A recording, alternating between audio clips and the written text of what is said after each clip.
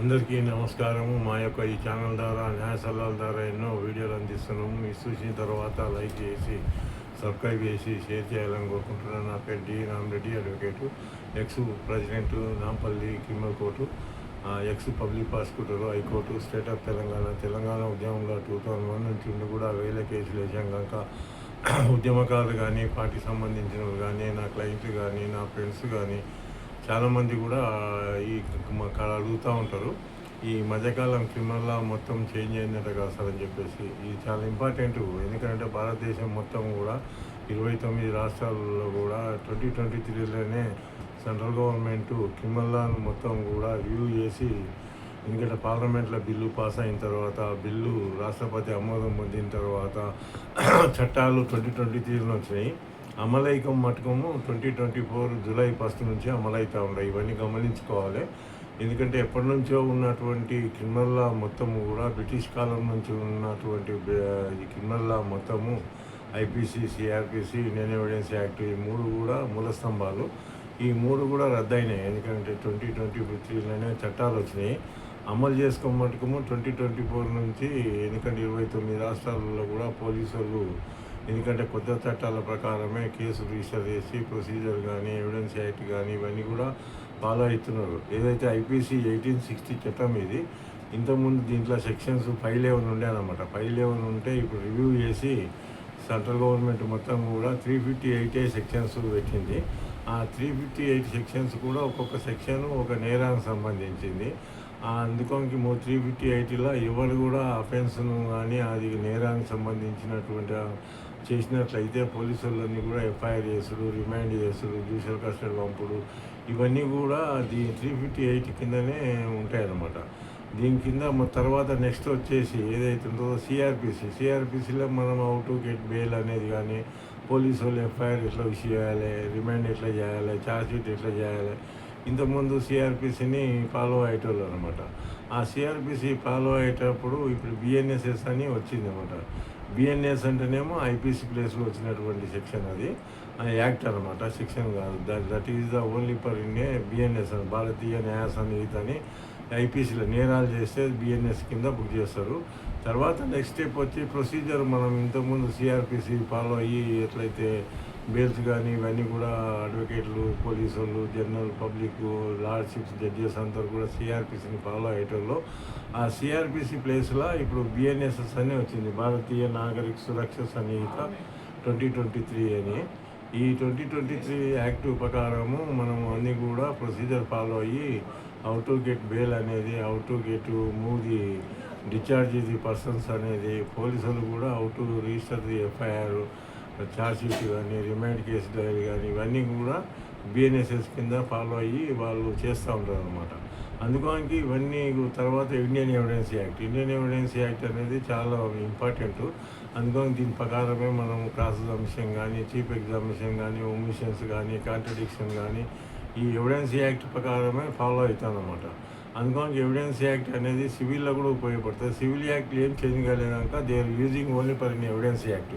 అక్కడ కూడా జడ్జెస్ కానీ, అడ్వకేట్లు కానీ, జనరల్ పబ్లిక్ కానీ ఇండియన్ ఎవిడెన్స్ యాక్ట్నే ఫాలో కావాల్సి వస్తుంది. అందుకని ఈ మూడు చట్టాలు కూడా ఎందుకంటే రద్దయి 2023లోనే చట్టాలు వచ్చినాయి. ఈ 2023లో వచ్చిన చట్టాలన్నీ కూడా ఇప్పుడు జూలై 1, 2024 నుంచి అమలు చేస్తూ ఉన్నారు భారతదేశం అంతా కూడా.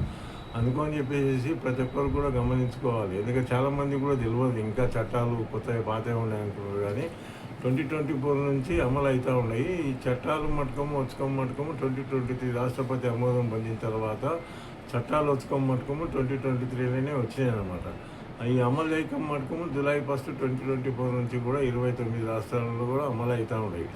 ఎందుకంటే సెంట్రల్ గవర్నమెంట్ ఎప్పుడో పురాతనమైనటువంటి చట్టాలను రద్దు చేస్తూ వాళ్ళు, ఎందుకంటే మహిళల మీద, చిన్నారుల మీద దాడులు జరుగుతున్నాయి కనుక 29 రాష్ట్రాల్లో కూడా క్రిమినల్స్, ఎందుకంటే మహిళల మీద, చిన్నారుల మీద, 3-4 సంవత్సరాల పిల్లల మీద కూడా మానభంగాలు అవుతూ ఉన్నాయి. ఇవన్నీ కూడా చూస్తూ ఉన్నాం, ప్రింట్ మీడియా కానీ, ఎలక్ట్రానిక్ మీడియా కానీ. అటువంటి వాళ్ళను కఠినంగా శిక్షించాలంటే ఎందుకంటే యాక్టులు అనేది చేంజ్ చేయాలి. యాక్టుల ప్రకారమే మన కేసులు కొట్లాడతాం కనుక యాక్టులను ఫాలో అయ్యాలంటే వాళ్ళకి అంత ఈజీగా కూడా ఇప్పుడు బెయిల్ పొందడానికి లేదు. స్పీడీ డిస్పోజల్ అని కూడా పెట్టారు. ఛార్జ్ షీట్ కూడా ఇమీడియట్లీ వేయాలని చెప్పి కొన్ని 60 డేస్ లోపల, కొన్ని 90 డేస్ లోపల ఇన్వెస్టిగేషన్ చేసి పోలీసు వాళ్ళు కూడా ఇమీడియట్గా కేసులు వాళ్ళు ఎందుకంటే ఛార్జ్ షీట్ వేయమని కూడా ఇందులో ప్రొసీజర్ ప్రకారము చెప్తా ఉన్నారు అన్నమాట. అందుకని 29 రాష్ట్రాలలో కూడా జూలై 1 నుంచి ఈ చట్టాలు, కొత్త చట్టాలని అమలు చేస్తూ ఉన్నారు. మరి చాలామంది కూడా డౌట్ వచ్చింది, సార్ పాత చట్టాలు ఏమైతాయి సార్, పాత కేసులు ఉన్నాయి కదా మావన్నీ. పాత కేసులు ఉన్నప్పుడు పాత చట్టాలే ఉపయోగపడతాయి. అందుకని అవి కేసులు అయిపోయినంత వరకు, జడ్జిమెంట్లు వచ్చినంత వరకు అందులో ట్రయలు, కేసులు మొత్తం కూడా ఎందుకంటే పాత ప్రొసీజర్ ప్రకారమే లార్డ్షిప్స్ కానీ అడ్వకేట్ కానీ పాస్ అవ్వాలి. అందుకని ఫాలో అవుతారనమాట. అందుకని పాత చట్టాలు, పాత కేసులు అయిపోయినంత వరకు అవి దాన్నే ఫాలో అవ్వాలి. ఈ కొత్త చట్టాలు మటుకు జూలై 1, 2024 నుంచి ఏవైతే రిజిస్టర్ అవుతుందో దాని గురించి నేను చెప్తా ఉన్నాను. అందుకని చాలామంది కూడా డౌట్ ఉంది. అందుకో పాత కేసులు అన్నీ ఏమైతే సారని. పాత కేసులు అయిపోయినంత వరకు కన్విక్షన్ కానీ ఏది కానీ పనిష్మెంట్ కానీ పాత ప్రొసీజర్ ప్రకారమే. ఈ జూలై 1, 2024 నుంచి కేసులు ఏవైతే రిజిస్టర్ అవుతున్నావో వాటి గురించి నేను చెప్తా ఉన్నా. అందుకని అందరూ కూడా గమనించుకోవాలి. కొత్త కేసులలో కొత్త ప్రొసీజరే ఫాలో కావాల్సి. అందుకని చాలామంది కూడా డౌట్ ఉంది. ఎందుకంటే ఇవన్నీ కూడా కొత్త చట్టాల వల్ల ఏమన్నా ప్రొసీజర్ చేంజ్ అయిందా సార్? ఏం ప్రొసీజర్ చేంజ్ కాలేదు, కంటెంట్స్ ఏమున్నాయి. కొన్ని సెక్షన్లు మటుకు రివ్యూ అయ్యి అవి కొంచెం కఠినంగా చేయడానికి ఐపీసీ ప్లేస్లో వచ్చినటువంటి బిఎన్ఎస్ యాక్ట్, భారతీయ న్యాయ సంహిత యాక్ట్ 2023 మటుకు కొన్ని కఠినంగా ఉన్నాయి అనుకోని చెప్పేసి ఇవన్నీ కూడా అంత ఈజీ కూడా బెయిల్ పొందడానికి లేవు అనమాట. ఈ పబ్లిక్ లోపల కూడా అవేర్నెస్ ఇంకా రాలేదు. ఎందుకంటే అన్ని పాత కేసులే ఉన్నాయి, పాత సెక్షన్లు అనుకుంటున్నారు. కానీ జూలై 1 నుంచి అయినవన్నీ కూడా కొత్త కేసులే అనమాట. అందుకని ఇవన్నీ చూసి గమనించుకోవాలి. ఇంకోటి ఏంటంటే చాలామంది కూడా నాకు ఫోన్లు చేస్తూ ఉంటారు. ఈ మధ్యకాలంలో రాంగ్ఫుల్ కన్ఫైన్మెంటు, ఇలీగల్గా ఎవరైనా కిడ్నాప్ చేసి పెడుతున్నారు సార్ అని చెప్పేసి దానికి ప్రొసీజర్ ఏముంటుంది సార్ అని కూడా అడుగుతూ ఉంటారు. చాలా ఇంపార్టెంట్ క్వశ్చన్ కూడా రోజు నాకు ఫోన్లు వస్తూ ఉంటాయి. దీనివల్ల ఈ మధ్యకాలంలో ఎవరైతే లోన్లు తీసుకున్నారో వాళ్ళందరూ కిడ్నాప్ చేసుడు, రికవరీ కోసం రికవరీ ఏజెంట్లు కానీ ఎంతోమందిని కూడా వాళ్ళ హరాస్మెంట్ చేస్తూ ఉంటారు. వాళ్ళను ఇలీగల్గా లోపల కన్ఫైన్మెంట్ చేస్తారనమాట. ఇవన్నీ కూడా చట్టాలు. ఎందుకంటే ఇంతకుముందు 97 ఉండే, ఈ 97 ప్లేస్లో 100 వచ్చింది. బిఎన్ఎస్ఎస్ యాక్ట్ అని, భారతీయ నాగరిక సురక్ష సంహిత. దీనివల్ల చాలామందికి జనరల్ పబ్లిక్ చాలా ఉపయోగపడుతుంది. ఎందుకంటే రోజు నాకు ఫోన్లు వస్తూ ఉంటాయి సార్. ఎందుకంటే జిల్లాల పొంటి కూడా చాలామంది కూడా ఫోన్ చేస్తుంటారు, సార్ ఇట్లా వాళ్ళు రికవరీ కోసం అమౌంట్ కోసం వచ్చి లోన్ తీసుకున్నందుకు మమ్మల్ని రాంగ్ఫుల్ కన్ఫైన్మెంట్ చేసి ఎక్కడనో దాపెడుతున్నారు సార్ అని చెప్పేసి, ఎక్కడనో రూమ్లో పెట్టేసి వాళ్ళకు సరి అయిన ఆహారం ఇవ్వకుండా, ఫుడ్ ఇవ్వకుండా కూడా హరాస్మెంట్ చేస్తూ ఉంటారు. అటువంటి వాళ్ళకి ఏం చేయాలంటే ఈ సెక్షన్ 100 బిఎన్ఎస్ఎస్ యాక్ట్ ప్రకారము search for in a persons wrongful confinement అన్నమాట. 100 కింద ఎవరైనా ఇలీగల్గా కన్ఫైన్మెంట్ చేస్తే జిల్లా జడ్జి కానీ, జిల్లా ఎందుకంటే సబ్ డివిజనల్ ఆఫీసర్ కానీ, వాళ్ళు ఎందుకంటే మున్సిపల్ మేజిస్ట్రేట్ కానీ, ఫస్ట్ క్లాస్ మేజిస్ట్రేట్ కానీ, ఎగ్జిక్యూటివ్ మేజిస్ట్రేట్ కానీ వీళ్ళ దగ్గర పిటిషన్ మీరు 100 బిఎన్ఎస్ఎస్ కింద పెట్టినట్లయితే, ఎక్కడైతే వాళ్ళు చేసిండ్రో రాంగ్ఫుల్ పెట్టినటువంటి మనిషిని ఇల్లు కానీ మిగతా ప్లేస్ కానీ ఏదైనా ఉన్నా కూడా వాళ్ళు సెర్చ్ చేయడానికి పోలీసులకు ఇచ్చేసి సర్చ్ వారెంట్ ఇచ్చేసి ఈ 100 కింద రాంగ్ఫుల్ కన్ఫైన్మెంట్ కింద అతను ఉన్నట్లుంటే జడ్జి గారి ముందర ఎందుకంటే వాళ్ళు దొరికినట్లయితే ఆ పర్సన్ అతను తీసుకొచ్చి కోర్టు ముందర ప్రొడ్యూస్ చేస్తారు. ప్రొడ్యూస్ చేసిన తర్వాత ఏమైనా స్టెప్ ఉంటే కూడా వాళ్ళు ఎవరైతే రాంగ్ఫుల్గా చేసిండ్రో వాళ్ళ మీద యాక్షన్ తీసుకోవడానికి ఆస్కారం ఉంటుంది. మీరు అందుకోడానికి ఇమ్మీడియట్లీ కూడా ప్రొసీజర్ ఫాలో కావాలి. ఇప్పుడు 100 ఇంతకుముందు 97 కింద సిఆర్పిసి కింద ఉన్నటువంటి ప్రొసీజర్ 1973 చట్టం సిఆర్పిసి కింద ఇప్పుడు ఆ చట్టం రద్దయింది కనుక ఇప్పుడు అంతే కూడా కొత్తవి కనుక బిఎన్ఎస్ఎస్ అని భారతీయ నాగరిక సురక్ష సంహిత కింద 2023 కింద. ఎందుకంటే వాళ్ళను ఎవరైనా రాంగ్ఫుల్ కన్ఫైన్మెంట్ చేస్తే వాళ్ళ పనిష్మెంట్ కూడా ఉంటుంది. వాళ్ళని తీసుకొచ్చి ఎవరైతే పర్సన్ తీసుకొచ్చి కన్ఫైన్మెంట్ చేసిందో ఆ పర్సన్ తీసుకొచ్చి కోర్టు ముందలా ప్రొడ్యూస్ చేయమని కూడా జడ్జి గారు ఆర్డర్ ఇస్తారన్నమాట. ఇవన్నీ కూడా చాలా ఇంపార్టెంట్. ఎందుకంటే జనరల్ పబ్లిక్ కానీ ఎవరు కానీ ఉపయోగపడేటువంటి సెక్షన్ ఇది. అందుకని మిగతా ప్రొసీజర్ చాలా ఉన్నా కూడా ఇటువంటి చిన్నవన్నీ కూడా పబ్లిక్ తెలియదు అన్నమాట. వాళ్ళు అందుకని తెలుసుకొని ఇవన్నీ కూడా చేసి మీరు ఒక పిటిషన్ జడ్జి గారి ముందర పెట్టినట్లయితే మున్సిపల్ మేజిస్ట్రేట్ కానీ, ఎగ్జిక్యూటివ్ మేజిస్ట్రేట్ కానీ, సబ్ డివిజనల్ మేజిస్ట్రేట్ కానీ,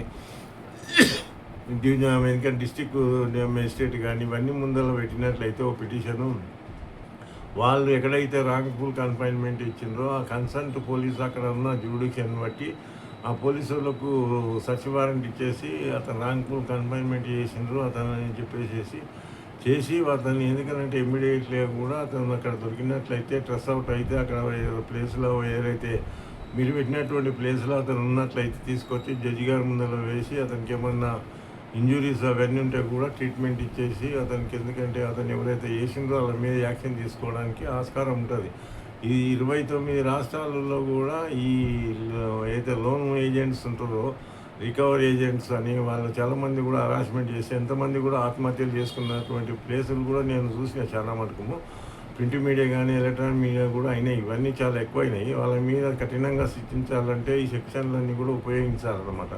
అందుకోనికి మీరందరూ తెలుసుకొని ఇమ్మీడియట్లీ ఎవరైతే చేస్తాడో వాడిని మట్టుకము వాని ప్లేసు వాడు ఎక్కడ ఉంటాడో వాడిని మట్టి ఒక అడ్రస్ తీసుకొని మీ జడ్జి గారి ముందర ఒక పిటిషన్ పెట్టినట్లయితే మీరు జడ్జి గారికి ఇంటిమేషన్ ఇచ్చినట్లయితే జడ్జి గారు ఇమ్మీడియట్లీ ఆర్డర్ ఇచ్చేసి సర్చ్ వారెంట్ ఇచ్చేసి అతన్ని సెర్చ్ చేయమని చెప్పేసి ఎత్తుకోమని చెప్పేసి కూడా ఇవ్వడానికి ఆస్కారం ఉంటుంది. ఈ చట్టం చెప్తుందన్నమాట. చట్ట ప్రకారమే ప్రతి ఒక్కరు కూడా భారతదేశం 29 రాష్ట్రాలలో కూడా ఈ 100 BNSS కింద మీరు పిటిషన్ పెట్టుకున్నట్లయితే ఎటువంటి వాళ్ళనైనా కూడా వాళ్ళు చేసినటువంటి పరిస్థితి ఉన్నట్లుంటే ఎక్కడ ఎంత పెద్దవాళ్ళైనా కూడా పోలీసులు ప్రొటెక్షన్ తీసుకొని వాళ్ళు సెర్చ్ చేసి అక్కడ ఉన్న వాళ్ళని తీసుకొచ్చి కోర్టు ముందర ఎందుకంటే ప్రొడ్యూస్ చేస్తారు, ఇమ్మీడియట్లీ చేస్తారు. ఎందుకంటే చాలామంది కూడా వాళ్ళని చంపేయడానికి కూడా ఆస్కారం ఉంటుంది కనుక అటువంటప్పుడు ఇటువంటి పిటిషన్ పెట్టుకున్నట్లు జడ్జెస్ సీరియస్గా రెస్పాండ్ అవుతారు. ఇమ్మీడియట్గా కూడా చాలా కేసులలో కూడా నేను చూసిన కనుక అందుకని చెప్పేసి వాటిలో ట్రెస్ అవుట్ కూడా చేయడం కూడా చాలా ఈజీ. ఇమ్మీడియట్గా మీరు పిటిషన్ పెట్టుకున్నట్లయితే మీరు ఎందుకంటే జడ్జెస్ కూడా ఇమ్మీడియట్గా రెస్పాండ్ అవుతారు. వాళ్ళని ఇప్పటివట్లా మన దగ్గర తీసుకొచ్చి ప్రొడ్యూస్ చేయమని కూడా చెప్తాడు అనమాట జడ్జెస్. అందుకోనికి ఇవన్నీ కూడా చాలామంది కూడా జనరల్ పబ్లిక్ తెలియదు అనమాట. ఇవన్నీ తెలియని వాళ్ళంతా కూడా నాకు ఫోన్లు చేస్తూ ఉంటారు. ఇట్లా ఎందుకంటే లోన్లు కట్టేది అనేది కూడా ఎందుకంటే దాని మీద ఉన్నటువంటి బాండ్స్ను బట్టి దాన్ని బట్టి ఉంటాయి. కానీ ఎందుకంటే మీరు ఇల్లీగల్గా అరెస్ట్ చేసి ఇల్లీగల్గా లోపల పెట్టేసి కొట్టి చేసి ఇవన్నీ చేస్తుంటే మీ చట్టము ఒప్పుకోదు. చట్ట ప్రకారమే నడుపుకోవాలి. మీరు ఇచ్చేటప్పుడు లోన్లు కూడా ఎందుకంటే చట్ట ప్రకారమే బాండ్ల మీద కానీ ప్రామిస్ నోట్ల మీద సంతకం పెట్టుకుంటారు కనుక వాటిని చూసి తర్వాత కేసులు తర్వాత లీగల్గా చేసుకోవాలి. కానీ పర్సన్ తీసుకుపోయి లోపల పెట్టేసి కన్ఫైన్మెంట్ చేయమంటే చెప్పేసి ల్యాండ్ ఆర్డర్ మొత్తం కంట్రోల్ కాకుండా వాళ్ళని హింసించడం అనేది చట్ట విరుద్ధము. దీనికి కూడా చట్టాలు కూడా ఒప్పుకోవన్నమాట. దాని మీద జడ్జెస్ కూడా చాలా సీరియస్గా ఉంటారు కనుక అందుకని మీరు ఇమ్మీడియట్లీ ఈ చట్ట ప్రకారము 100 BNSS కింద ఇంతకుముందు 97 ఏదైతే CRPC కింద పెట్టేటువంటి పిటిషన్ను ఇప్పుడు 100 కింద BNSS యాక్ట్ ప్రకారము పిటిషన్ పెట్టేసి దాని కింద మీరు ఎందుకంటే జడ్జి గారి ముందర మీరు రిప్రజెంటేషన్ చేసి త్రూ అడ్వకేట్ కానీ మీరు కానీ డైరెక్ట్ కూడా మీరు పోయి కూడా ఇవ్వడానికి ఆస్కారం ఒక పిటిషన్ రాసేసి 100 కింద BNSS యాక్ట్ ప్రకారం మీరు ఇచ్చినట్లయితే ఆ ఏరియా ఎక్కడ ఉంటుందో ఆ ఏరియా ఉన్న కన్సల్ట్ పోలీసులు కనుక్కొని మీరు జడ్జి గారు చెప్పినట్లయితే ఆ ఏరియా పోలీసుల్లో కూడా డైరెక్షన్ ఇవ్వడానికి ఆస్కారం ఉంటుంది. ఇది భారతదేశం అంతా కూడా చాలా ఇంపార్టెంట్ సెక్షన్. ఇప్పుడు ఎందుకంటే చాలామంది కూడా రికవరీ ఏజెంట్లు చాలా హరాస్మెంట్ చేసడం కానీ ఇంటికి వచ్చి తీసుకుపోవడం కానీ ఇవన్నీ జరుగుతూ ఉన్నాయి కనుక అటువంటి వాళ్ళను కఠినంగా శిక్షించాలంటే మీరు కోర్టుకు అప్రోచ్ కావాలి. కోర్టుకు అప్రోచ్ అయ్యి న్యాయము ధర్మము చట్ట ప్రకారము మీ కేసు గెలవడానికి కూడా ఆస్కారం ఉంటుంది. వాళ్ళు ఇల్లీగల్గా డిమాండ్ చేసి చేసుకోవడానికి చట్టం ఒప్పుకోదు. అందుకని మీ చట్టం ప్రకారమే నడవాలనుకున్నప్పుడు చట్ట ప్రకారమే మీరు ఏవైతే ఉంటారో లోన్లు ఇచ్చినప్పుడు చట్ట ప్రకారమే రికవర్ చేసుకోవాలి. ఇట్లా హింసించేసి ఎందుకంటే ఈ మధ్యకాలంలో కూడా చూసాం అన్నమాట. భర్త ఏదో అప్పు చేస్తే భార్యను తీసుకుపోయి చెట్టు కట్టి హింసించడం అనేది ఎందుకంటే ఇక్కడ చాలామంది కూడా చూసింటాము, మనము చాలామంది కూడా చూసినారు. ఎందుకంటే ఎవరైతే తీసుకున్నారో అమౌంట్ వాళ్ళని తీసుకుపోవాలా కానీ ఎవరో భార్య ఆమెకేం తెలుస్తుంది తెలియదు కదా. మనం పిల్లలను తీసుకుపోవడం తల్లిదండ్రులను తీసుకుపోవడము లోన్ తీసుకున్నవాడు వాడు రెస్పాన్సిబిలిటీ. తల్లిదండ్రులు కానీ పిల్లలు కానీ ఎందుకంటే భార్య కానీ రెస్పాన్సిబుల్ ఉండరు అనమాట. ఎవరైతే తీసుకుంటారో వాళ్ళే రెస్పాన్సిబిలిటీ. అందుకని ఇవన్నీ కూడా చట్ట విరుద్ధం కనుక మీరు వాళ్ళు ఇలీగల్గా కన్ఫైన్మెంట్ చేసినట్లయితే ఈ 100 బిఎన్ఎస్ఎస్ యాక్ట్ ప్రకారము పిటిషన్ పెట్టుకున్నట్లయితే మీకు సర్చ్ వారెంట్ ఇచ్చేసి ఇమ్మీడియట్గా వాళ్ళను తీసుకొచ్చి కోర్టుల ముందర రేపు రిలీజ్ చేయమని జడ్జి గారు ఆర్డర్ ఇవ్వడానికి ఆస్కారం ఉంటుంది. 29 రాష్ట్రాల్లో కూడా 100 బిఎన్ఎస్ఎస్ యాక్ట్ అనేది చాలా ఇంపార్టెంట్ జనరల్ పబ్లిక్ ఇది. ఇవన్నీ చూసి ఫాలో అవుతారని చెప్పి కోరుకుంటున్నాను. అందరికీ నా ధన్యవాదాలు.